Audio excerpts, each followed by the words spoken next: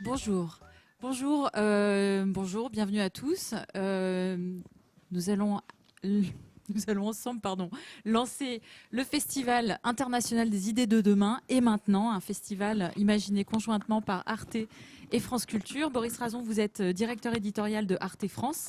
Bonjour. Et Sandrine Trainer, vous êtes directrice de France Culture. C'est exact. Et le 1er juillet dernier, ensemble, vous annonciez conjointement donc, le lancement de Et maintenant, le Festival international des idées de demain. Comment est-ce que cette idée est née entre vous, Boris? L'idée est née d'abord d'une double volonté, je dirais, celle à l'issue d'une pandémie mondiale qui a à la fois terrasser les économies, laisser les sociétés dans un état assez désastreux et très troublé, de voir comment ce qui fait le terreau de nos antennes communes, enfin de nos antennes Arte et France Culture, comment les idées pouvaient nous aider à réfléchir, réparer, imaginer le monde de demain, et aussi parce qu'on avait le sentiment de n'avoir ni tout vu venir, ni tout compris, la nécessité de questionner. Sandrine Trainer, c'est un festival que vous avez pensé ensemble avec donc Boris Razon, Arte et France Culture, un festival d'un nouveau genre, un questionnaire, un événement, un prix de l'essai. Pourquoi cette structure d'événement? Je crois qu'on peut dire que l'on s'inscrit dans le temps et que le fait d'être les uns comme les autres, Arte comme France Culture, des antennes qui se donnent le temps. On a pensé en fait cet événement comme une démarche. Et d'une certaine façon, quand on s'est mis d'accord tous ensemble sur toutes les équipes communes, sur l'idée de poser cette question du « et maintenant », est apparue l'évidence que dire et maintenant, c'est parler d'aujourd'hui, mais c'est évidemment se tourner vers demain et on est les uns et les autres très convaincus que parler de demain, c'est être aussi capable d'avoir un regard sur hier. Donc on s'est dit et maintenant, c'est une démarche, elle commence maintenant. Elle commence par se demander au fond comment on va tous, comment on va à l'égard de nos vies personnelles, comment on va à l'égard de l'éducation, comment on va à l'égard des sociétés, des questions sociales, du travail, et comment savoir si ce n'est en posant la question.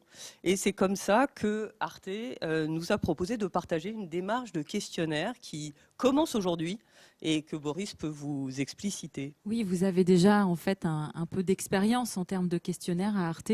Vous pouvez nous en dire un mot? Oui, absolument. On a lancé il y a un peu plus d'un an le questionnaire Il est temps, qui était tourné vers les questions autour de l'écologie, de l'environnement, du climat, avec près de 400 000 répondants. Donc on a la pratique de ce qu'un questionnaire peut apporter comme compréhension sur les groupes humains, comme il redessine aussi des lignes de fracture dans la société, il nous permet d'identifier des choses et on s'est dit que, en fait, il y avait pour nous une grande inconnue à l'issue de la pandémie qui était la place et la vision des jeunes gens dans la société, alors qu'ils ont été profondément ébranlés dans leur modèle de vie, dans leur sociabilité, dans leurs études, et qu'il était pour le coup temps de se poser la question de comment ils allaient, comment ils percevaient les choses, parce que c'est avec eux aussi qu'on construira l'avenir. Et peut-être justement l'avenir à travers les élections également aussi, et leur engagement dans ces élections. On a vu au régional une jeunesse qui s'est beaucoup abstenue.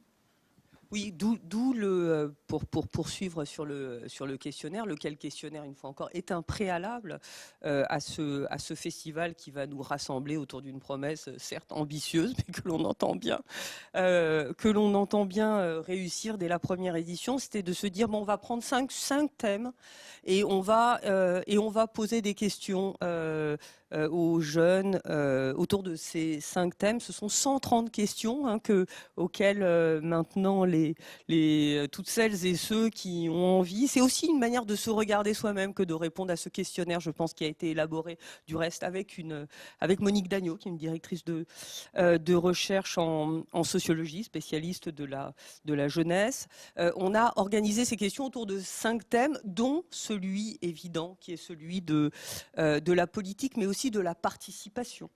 De l'engagement ou du choix au contraire de se retirer. Qu'est-ce que ça veut dire? Donc 130 questions, 5 thèmes, dont ce thème évidemment essentiel à l'aube d'une année politique dont on voit bien à quel point elle démarre d'une certaine façon assez mal du point de vue de la qualité du débat public. Et je voudrais peut-être rajouter ceci, c'est que les études que nous avons pu consulter les uns et les autres montraient à quel point les jeunes se sentaient en manque d'un espace de débat sécurisé. Et peut-être si on peut faire quelque chose, nous, médias de l'audiovisuel public, c'est d'offrir un cadre à la discussion et de fixer les règles, au fond, d'une conversation entre les jeunes, mais aussi intergénérationnelle.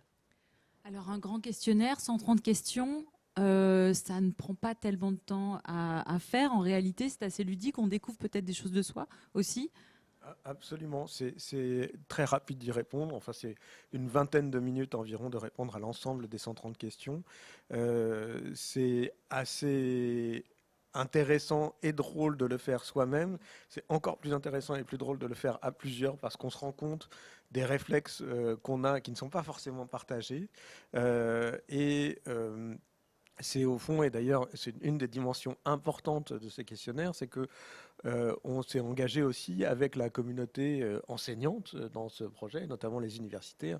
On a noué un certain nombre de partenariats universitaires qui rebondiront en proposant le questionnaire et seront des lieux du festival, des lieux parallèles du festival, parce que c'est aussi une manière de renouer le dialogue aujourd'hui que de se questionner, que de questionner et de se questionner. C'est ça qu'on a voulu faire. Donc, et maintenant, le questionnaire, c'est dès aujourd'hui en ligne sur etmaintenantlequestionnaire.fr.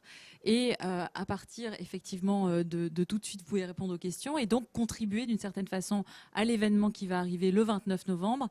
Et maintenant, le festival. Sandrine? On peut peut-être d'ailleurs préciser, Laurence, que le questionnaire est évidemment anonyme et évidemment gratuit. Ça va de soi, ça va encore mieux en le disant. Absolument, et évidemment donc assez facile à répondre. On peut aussi y revenir, s'interrompre, et les questions sont présentées de façon aléatoire pour avoir un maximum de possibilités de répondre à tous. Donc c'est en effet donc le site est maintenant lequestionnaire.fr, et donc bientôt le 29 novembre un festival. Voilà, Festival le à 29 Paris. novembre, voilà, un grand festival qui se tiendra à la maison de la radio, sur un site dédié et dans des lieux partenaires, comme vient de l'indiquer Boris Razon. Alors ça veut dire quoi? Ça veut dire à partir de la fin de la matinée jusque tard le soir, des projections, des spectacles, des rencontres, des débats, mais d'une forme un peu nouvelle, un tribunal des idées, une chasse au trésor des idées à laquelle qu'organisera Boris Razon lui-même, du reste. On a aussi travaillé la créativité, ce qui est une des marques de fabrique de nos maisons, dans la manière d'interroger les gens que nous recevrons. Et puis beaucoup d'horizontalité aussi avec le public qui sera appelé à participer beaucoup aux activités qu'on leur proposera durant cette journée. Le 29 novembre, voilà, le lundi 29 novembre, un festival donc effectivement à Paris et dans de nombreux lieux en France et aussi en ligne. Alors quel est l'avantage finalement hérité du Covid d'avoir un festival dit en présentiel mais aussi en numérique? Il est énorme, je dirais, parce que au fond, dans le monde globalisé dans lequel on vit et dans le domaine des idées, qui est celui qui nous intéresse, aujourd'hui, on ne peut pas se cantonner seulement à des idées qui émergent sur le territoire national ou dans notre langue. Et il nous a semblé primordial de pouvoir inviter des gens du monde entier dans un délai court et sans avoir la certitude qu'ils pourraient venir en raison des contraintes sanitaires. Et du coup, avec ce festival hybride, on peut ouvrir complètement la programmation. Et cet héritage du Covid, même si on en a tous eu ras la casquette des Zooms, en fait, il y a certains Zooms qu'on a envie de voir avec certaines personnes. Et du coup, certaines vidéos qu'on pourra revoir ensuite, puisque le 29 novembre, c'est l'événement, mais aussi c'est la possibilité du replay, puisqu'il y aura des captations au sein du festival, mais aussi, en effet, pour ces masterclass, par exemple, ou ces entretiens online avec des intervenants étrangers. Oui, ce que vous dites, Laurence, me fait penser qu'on est très attachés tous, même si on n'a pas totalement fini de définir la manière, mais on est très attachés à l'idée que ce festival aboutisse à quelque chose. Je ne veux pas dire à une énième plateforme de propositions de je ne sais quoi, mais qu'on en garde quelque chose, qu'on en laisse quelque chose et qu'on poursuive. Il s'agit vraiment d'une démarche dans le temps. C'est ce que vous avez commencé à dire au début de notre discussion, effectivement. Donc, et maintenant, c'est un festival annuel que Arte et France Culture initient cette année. Première édition, lancement du questionnaire aujourd'hui, donc le 12 octobre. Et puis, 7 semaines pour y répondre. Le 29 novembre, grand événement partout en France et à Paris, notamment à la Maison de la Radio et de la Musique. Mais aussi un prix de l'essai. Donc, un prix de l'essai. Pourquoi un prix de l'essai, Boris Razon ? Il nous a semblé important pour nos deux maisons qui invitent régulièrement, quotidiennement, des chercheurs, des essayistes, de récompenser quelque chose qui n'était pas récompensé dans les rentrées littéraires, à savoir des essais, un essai d'intervention appuyé sur une recherche universitaire ou non, mais qui amène quelque chose au débat public et que Arte comme France Culture puisse, par l'entremise de ce prix, reconnaître. Un dernier mot, dirigé alors, favorablement à nos moins de 30 ans qui nous intéressent particulièrement sur ce « Et maintenant », Sandrine ? Peut-être leur dire que précisément, on a besoin de leur réponse au questionnaire parce que le questionnaire va être aussi l'occasion d'une partie de nos choix de programmation. C'est-à-dire une des choses que l'on a bien compris et bien entendu et à laquelle on a envie de participer, c'est justement cette nouvelle expérience d'une société plus horizontale dans son organisation et dans son débat. Est-ce que vous pourriez nous en dire d'ailleurs un petit peu plus justement sur ces différents formats dans la programmation peut-être, nous raconter un petit peu est-ce qu'on connaît les tables rondes, on connaît les colloques, on connaît ces différentes formes d'échange, mais quelle forme ça pourra prendre à la Maison de la Radio ou ailleurs ces temps d'échange le 29 novembre ? Je sais pas, on peut faire du ping-pong sur des idées. Par exemple, le tribunal des idées. On va prendre une grande idée et puis on va la mettre en débat comme si on était dans une cour de justice avec un procureur, des avocats, des témoins appelés à la barre. Premier exemple. Un autre exemple ? On va organiser vraisemblablement un certain nombre de battles autour de thèmes centraux de la vie des jeunes gens, des 18-30 ans, ou de points d'accrochage assez forts au sein de la société, justement en jouant de l'opposition très forte et peut-être d'une sortie dialectique possible, mais pour le résumer, on peut se dire anxiolytique ou yoga. Ou ma vie sans Internet, d'accord, pas d'accord ? Des choses un petit peu plus... Ouais, je crois que la question qui sort dans le questionnaire à ce propos et qui nous a tous laissés, c'est là qu'on n'a pas passé 20 minutes, mais allez, 22, c'est est-ce que vous êtes plutôt prêt à abandonner votre smartphone ou le sexe ? On vous laisse réfléchir. Pour certains, ça demande réflexion. Donc voilà, est-ce que vous avez vous aussi un dernier mot à ajouter enfin, pas qu'un dernier d'ailleurs, mais Une dernière chose peut-être pour dire qu'effectivement, c'est très important pour nous, le questionnaire, en ce sens qu'il s'inscrit, et pour des médias de service public, il me semble que c'est non seulement essentiel mais nécessaire dans une démarche horizontale, c'est-à-dire d'écoute et de construction de la ligne éditoriale, en l'occurrence du festival, en tout cas d'un pilier de programmation du festival, à partir de ce qu'on aura entendu comme préoccupation qui s'exprime dans le questionnaire.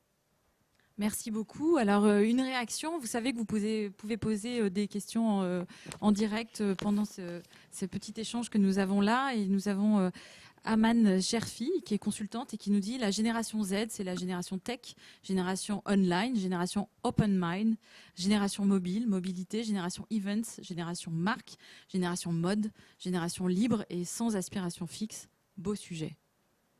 Ça vous inspire quelque chose ?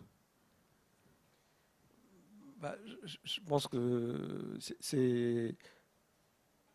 en fait, moi, je demande qu'à voir ce qu'elle est, cette génération, et ce qu'elle a à nous raconter, en réalité. Non, moi, j'ai très envie que cette personne participe, réponde tout de suite au questionnaire désormais en ligne et qu'elle enrichisse évidemment notre connaissance de ce dont on parle, étant posé que là aussi, ce qui est intéressant, c'est de regarder les choses un peu sur le long terme. Donc là, on initie une fois encore une démarche. C'est le temps aussi qui nous permettra de dire quelles sont les véritables tendances lourdes à l'œuvre dans la société et lesquelles, au fond, n'auront été que des écrans de fumée. Vous savez, on a beaucoup, pendant les confinements, on a beaucoup glosé sur le monde d'après, pas le monde d'après. Est-ce qu'il y a une rupture générationnelle? Est-ce qu'il n'y a pas une rupture générationnelle?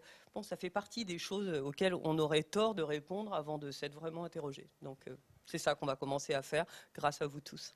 Et alors, est-ce que vos antennes, Arte et France Culture, vont elles aussi s'engager sur cet événement le 29 novembre ou avant ou après, autour du « et maintenant » Est-ce que vous avez prévu des choses? Naturellement, évidemment, nos antennes vont porter à la fois les questionnaires et l'événement, c'est-à-dire se faire le relais du questionnaire pour qu'il rencontre le maximum d'audience et de répondants. Et ensuite, le 29 novembre, à travers une émission comme 28 minutes ou possiblement d'autres, relayer ce qui se passe, ce qui se passera ici même à la Maison de la radio et de la musique le 29 novembre. Merci beaucoup, Sandrine, sur France Et Culture. nous, à France Culture, la radio, c'est un média très souple. On adore bouleverser l'ordre des choses. La radio, c'est à la fois le média de la répétition dans une forme de quotidienneté absolue. Et en même temps, c'est ça qui permet de faire tout à fait autre chose. Donc, nous aurons une journée spéciale à l'antenne de France Culture qui s'appellera « Et maintenant », par exemple, point d'interrogation. Merci beaucoup. Donc, et maintenant, le Festival international des idées de demain, ça commence aujourd'hui. À partir de maintenant, sur et maintenant, lequestionnaire.fr, tout le monde peut répondre au questionnaire. Il n'y a pas de limite d'âge. Il y a un petit tiret entre et maintenant et le questionnaire, Absolument. mais c'est vraiment pour... Absolument. Et sinon, vous tapez et maintenant, France Culture et Arte, ça marche aussi. En fait, je l'ai testé et ça nous emmène directement pour répondre à ce questionnaire. Et puis, l'événement, le 29 novembre, à Radio France et sur toute la France. Et en ligne, sur et maintenant, le festival.fr. Merci beaucoup, Boris Razon. Merci beaucoup. Merci, Sandrine Trainer. Ouais, merci, Laurent Sodras.